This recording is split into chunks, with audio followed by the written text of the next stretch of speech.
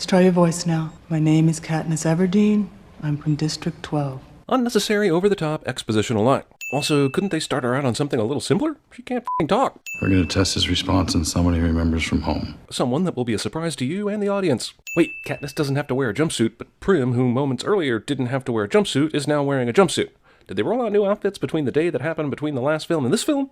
Good thing Peeta's wearing the standard issue modesty leggings provided by this underground hospital. Snow has to pay for what he's done. Her damaged vocal cords, speaking voice sounds just like my morning after a really good night voice. This will they won't they with these two just needs to be a won't they, because they clearly don't want to dedicate any time to having Katniss's emotions toward Gale make any sense. It's like kissing someone who's drunk. Doesn't count. This micro PSA is brought to you by the Cosby Consortium. That's an application of the hummingbird trap. This is why YA is so popular, because it lets teens fantasize that adults give a shit about their dumbass ideas. I guess there are no rules anymore about what a person can do to another person. This society killed children for sport. There were never any rules. This is the nut. Ah, the hologram, the make your movie look futuristic and stupid at the same time CGI crutch that, despite years and years of progress, never improves. We took heavy losses. Gwendolyn Christie's acting specialty is showing up as a military commander for all of 4 minutes in blockbuster films. Your people have suffered more than just about anyone else at the hands of the Capitol. Which is why I won't condone a mass suicide. Also because they already did that at the dam in District 5. There's civilians in there. In the underground, impossible-to-penetrate military compound? What the hell for? Does the movie not really want to show us this avalanche plan they just cooked up? Hasn't the series made enough money to show it? Probably not. We just want to stay here with Katniss while she looks extra concerned. That's why I killed Cato. And he killed Thresh. And Thresh killed Claw. I can't even remember who any of these people are anymore. This may be more of a sin on me, but I don't have a sin counter, so... Senna made her suit bulletproof, which is great. What's even better is that this wasn't a headshot. I've said it before, but I'm going to say it again. These displays are the f***ing worst. They're the quality of an old CRT television, complete with analog tape tracking, but they are also slightly transparent, which is a terrible idea if you want to watch what is on the screen and not what is behind it. We toasted a glorious era coming to its bitter end. Snow's poisoning game is so impeccably timed, Antonius was able to hear all of Snow's speech just before dying. Also, the Capitol embraces the names, murdering tactics, and general decadence of the Roman Empire, but they are surprisingly short on orgies. Send us out to that. Of course your costume would be bulletproof. I would sure as hope so. This movie seems to imply that not everyone is wearing bulletproof clothing, which would be dumb, given that they're always going into active war zones. The whole tacky romance drama and the defender of the hopeless act, even though it's not an act, which makes it even more unbearable. This basically sums up why I don't like any of these movies. All I know is that I would have saved myself a lot of suffering if I had just given that bread to the pig. I know he's supposed to be all brainwashed against Katniss, but he's not wrong. As far as the soldiers know, you survived a bullet to the heart. Because all the soldiers are idiots and can't assume that giant rigid plate she was wearing on her chest was bulletproof. Wedding between two people I don't care about is about par for the course when it comes to all the weddings I witness. Also, this movie is 2 hours and 15 minutes long, and it has time for this bullshit. Everyone still has to wear janitor jumpsuits, except for Effie, who gets to wear her Lady Gaga outfits again. And even though this takes place in an entirely different universe than ours, the people of Panem still have to deal with folksy, rustic, chic weddings. I guess I could just stay here and cover for you. Only a few minutes earlier, she was lamenting about how much she didn't like Katniss, and now she's willing to assist her with her half-baked plan to kill President Snow.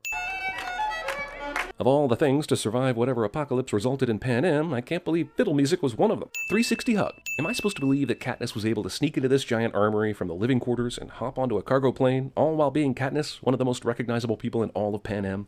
I guess so. Just so future dystopian dictators are aware, it's probably a good idea to build at least one other city to rule from. It's really hard to flee the capital when there's literally nowhere else to go. Her outfit is about 3 steps away from the fashion of Bill and Ted's reality, so I figure the Hunger Games have to happen before people start being excellent to one another. President Snow is building a minefield of traps. The next thing she says isn't we have a giant map of it, so it will be very easy to avoid these traps. I know when you're gonna go off on your own. If Katniss is planning on going off on her own, then why would she let everyone know she was in the capital by walking out of the cargo vessel in plain sight? Now all the rebels in the capital will know she's missing when she goes off on her own, which may end up not being a problem because she went missing in 13 and no one seemed to give a shit. Each one of you is elite in some form of combat. Except for the 2 cameramen and the director, they're elite in pizzazz. Because we don't want the game makers to know we have this intel. It has a self-destruct on it. Yeah, but doesn't the fact that if you survive even a couple of those booby traps tell them that? Ladies and gentlemen, welcome to the 76th Hunger Games. If only. Do you know why you originally wanted to see the Hunger Games? It was because of the f***ing Hunger Games. Yeah, it was brutal and terrible, but it was a hell of a lot more fun than this Revolution bullshit. Would you have paid to see either of these 2 Mockingjay movies if it weren't for the first 2 Hunger Games? Probably not. Didn't they blow up this dam in the last movie? I guess it's a different dam, but since I have no idea where the other dam was or why it was important, I reserve the right to claim the filmmakers didn't either. Was that manufactured by Tiger Electronics? Just out of frame, the cast of Maze Runner Scorch Trials is avoiding Wicket. Hold it. Pollock's tighter. If they're going to film them shooting at the pods and use the footage for more propos, how is that not going to give away that they all know where the pods are? Look, I get why the game makers made all these booby traps for the rebels to run through and everything, but I don't know why they made this obstacle course so sporting. This is war. You can make it super unfair if you want to. How the rebels even got this far is amazing. Oh no, an exploding car that makes absolutely no impact to the scene whatsoever. They want us to add him to the propo. Show that he's on our side now. The rebel brass seem to care way more about making videos than formulating battle tactics. Friend, lover, victor, fiance. The cook, the thief, his wife, her lover. You will be a vital part of the democracy that follows our victory. Be a vital part of the democracy that follows our victory. You got it. The guy recited each line one at a time after the line was fed to him. He has yet to say it all together. He does not got it. This shit is stupid. I mean, yeah, it would kill you all right, but what about slamming a big metal gate down so they can't go any farther? Or bombs, or the dogs with bees in their mouths that shoot bees at you. Hell, if there's a possibility that the rebels were going to trigger this booby trap, I'd also booby trap the place where they were taking cover right now. I mean, Jesus. Also, this Hunger Games is like the first scene in Raiders of the Lost Ark, except it's basically the whole f***ing movie. Even after constant warnings about how there might be pods we don't know about, Boggs still decides to trust his little gizmo without any hesitation. Katniss, don't trust them. Guy who's dying still has the moxie to play the f***ing pronoun game. Where is this tar coming from? Good of that overflowing river of oil to stop flowing right at this very spot, so that Peeta can attack Katniss and neither of them dies. I think we're leaving teen dystopian future movie and heading towards a softcore Saw movie. Hunger Games series, having already copied 2012 last time, copies The Day After Tomorrow in the finale. I guess it would have been unreasonable for the black sludge to continue rising, so they drew the line at convenience. How did all that overflowing oil retreat back to where it came from? Do they have some sort of vacuum or something to bring all that oil back? Seems like it would be in the Capitol's best interest just to leave the ocean of oil there, strand these people, and starve them to death. It looks like they've decided to hide out in the bottle from I Dream of Jeannie. I guess every structure the Capitol has built is extremely brittle and could be destroyed with a relatively small amount of explosives. The future depicted in this series is violent and bleak, but at least everyone gets really good reception, even in the middle of battles. Katniss Everdeen seems to have met a violent end. The rebels didn't really hide when they ran across the courtyard, and they could definitely be seen in that footage the Capitol just broadcast. Yet the Peacekeepers only shot where the bullets were coming from, and nothing else. The Capitol really needs to work on getting their cameras to work all the time, instead of just when it's convenient to our main characters. These four were Capitol citizens and therefore exempt from the Hunger Games, so why did they have these glamour shots on file? Also, this isn't an actual Hunger Games where they should honor the fallen, and Caesar just talked about how they were foolish, so why the f*** is the Capitol even wasting their time with this in memoriam reel? So, Katniss Everdeen, a poor, unstable girl with nothing but a small talent with a bow and arrow, is dead. Earlier in the movie, President Snow said this shit. You have a habit of burying people before they're dead. But here he is doing the exact same thing. Didn't see a body of any kind, but declares Katniss dead. And it's not even a propaganda film. He really thinks she's dead.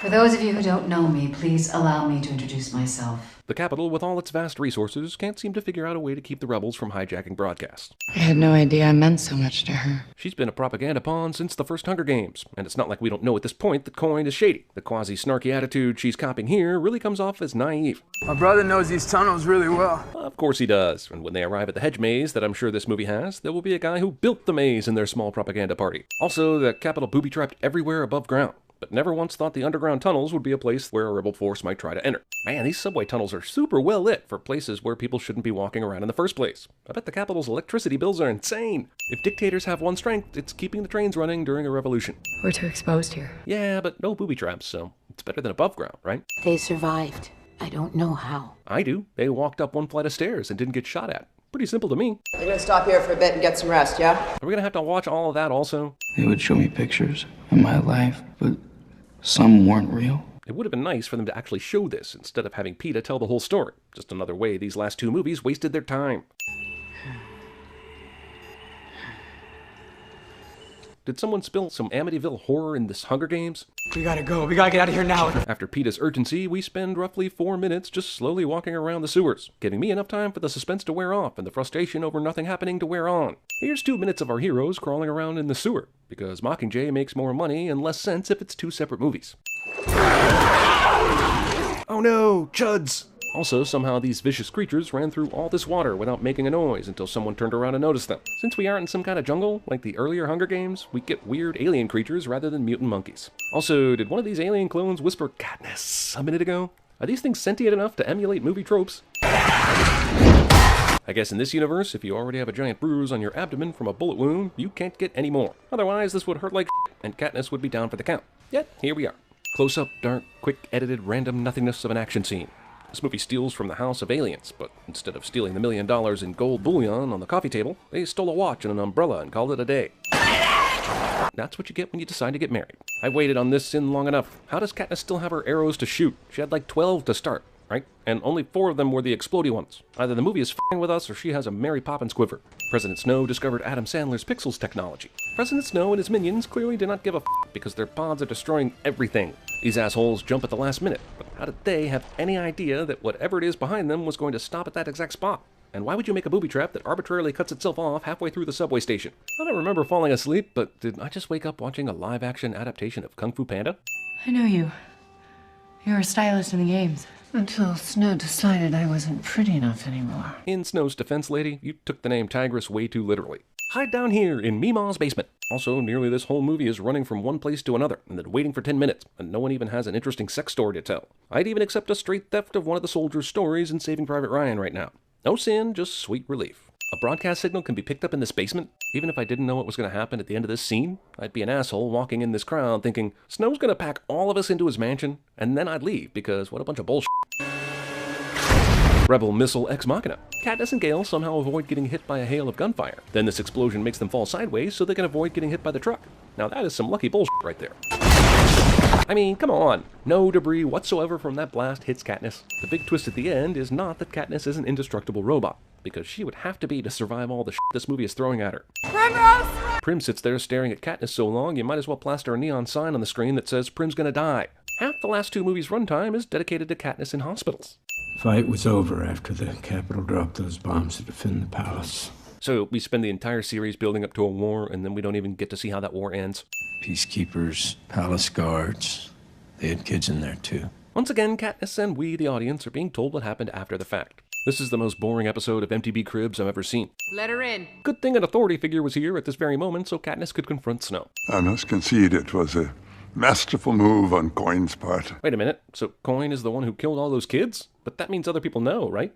She found rebels who willingly launch bombs on children. How would she keep that secret?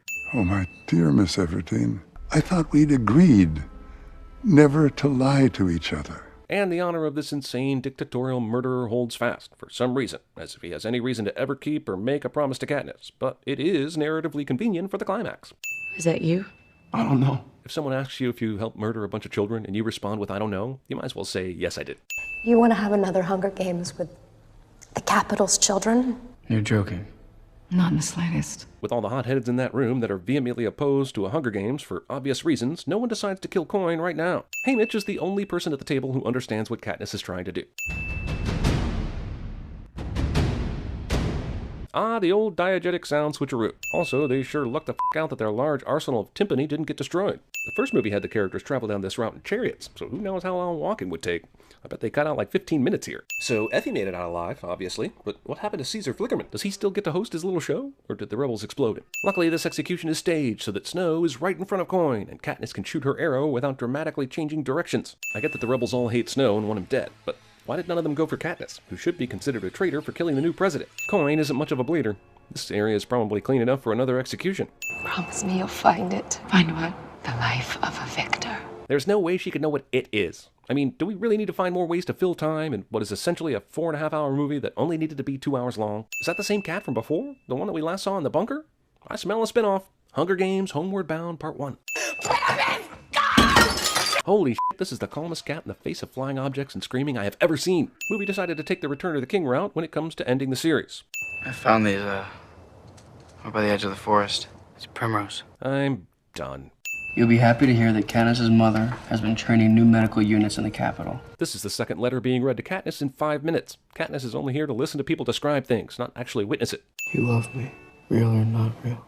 Real. All Katniss had to do was f*** the distrust out of Peeta. No happy ending is complete without a baby thrown into the mix. She and Peeta lived through a horrific war and are no doubt scarred for life, but they're parents now, so yay, I guess. It's a page from the Harry Potter book of, oh god, how do I end this shit? I have nightmares too. I have nightmares 3. One of mine is this movie won't end.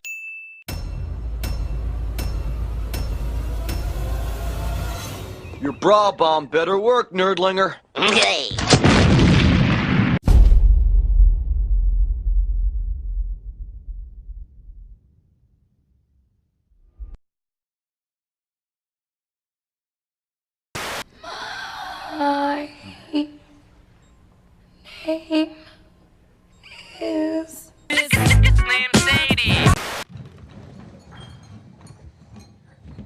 Gentlemen, to evil. Vader, release him.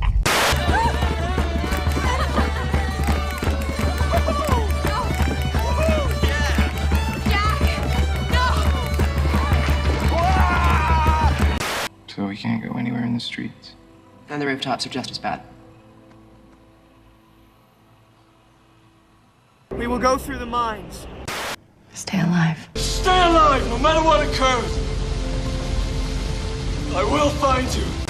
I need you to lie back. You're okay. You're gonna be okay. Say the goddamn words. You're gonna be okay. Jenny. Forrest, I do love you. Sorry, ma'am. Can't let you pass. You shall not